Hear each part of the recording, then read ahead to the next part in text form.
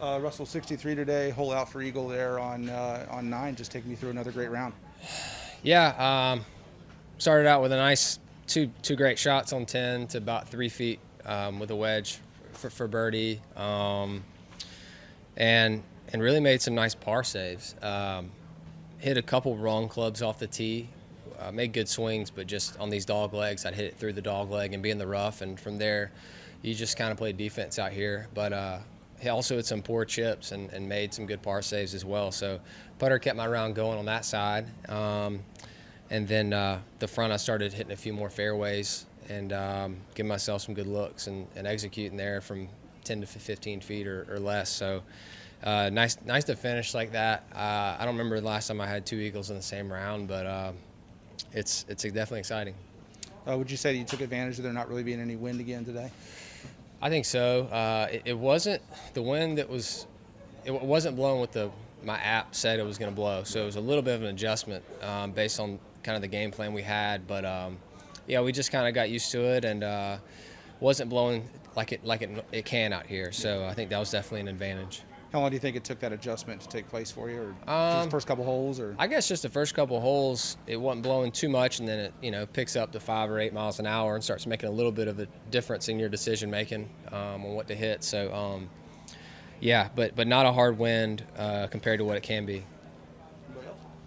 You talked about a number of par saves, and I'm wondering how many of those were missing the green, and how many of them were maybe speed of chips or putts that were either coming up short. Running by. You mean like how many of those par saves did I hit a poor chip? Yeah, or a putt, or didn't have the face yeah. right on the putt. Yeah, I had very poor speed on number 12. I hit it about 6 feet past the hole and made it coming back. I'd consider that a save. It wasn't an easy putt to judge the speed, but I didn't hit a good putt. And then 14, I went under my chip. Just hit a very bad chip. Made about an 8-footer, and then on 17, I actually hit a pretty nice chip. It was out of the rough, and was fortunate it didn't go in the bunker, but hit a nice chip to about 5 feet. So I would say that was a good chip. And then hold the bunker shot on 18. So that was for a 3. That was for a 3, yeah. And I actually made that same shot last year, so it was kind of cool to do it 2 years in a row. Start aiming there. I know.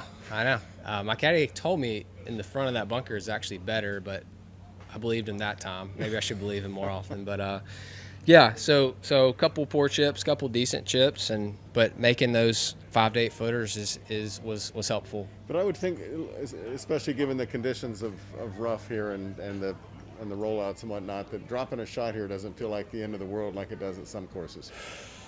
Or does it? I think it depends on where you are in the tournament. I mean, I felt like when I was dropped a shot at 1, just a poor judgment on my second shot into the green. I hit it over the one spot you can't go.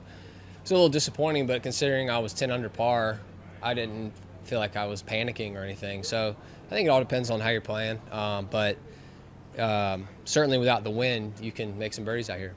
I don't even know how long it's been since you had that nice duel with Scott Langley for your first win. I think it was like 10 years ago. Was it 10? It was 2013, so... almost 10 years ago. I don't know. I'm not good at math. Add it up, whatever that is. Does it feel like it? Kinda. I mean, I feel like it feels maybe more like 7. 10's a lot. 10's... I think this is my 10th Sony, so whatever that is. And so... Does it feel like you've been out here that long? Not really. I look back at a lot of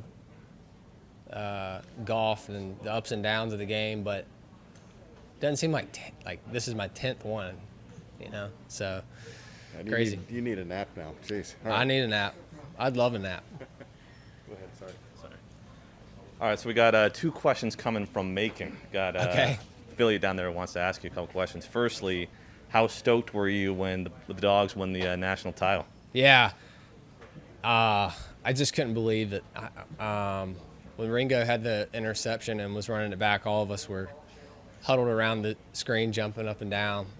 But, I mean, Alabama's just so good. And it's just I really don't look forward to it that much. I kind of dread playing or watching the game against them, but they're always so good. And it was just awesome. I mean, Georgia really came ready to play and got one, so it's exciting.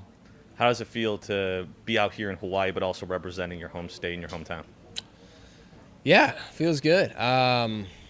You know, I'm thankful I grew up on kind of the same sort of course, like turf-wise, like a lot of Bermuda grass. So definitely feel like it feels kind of like I'm at home a little bit, but like I know I'm really far away. But it's, yeah, it's cool. It's cool to be from Georgia.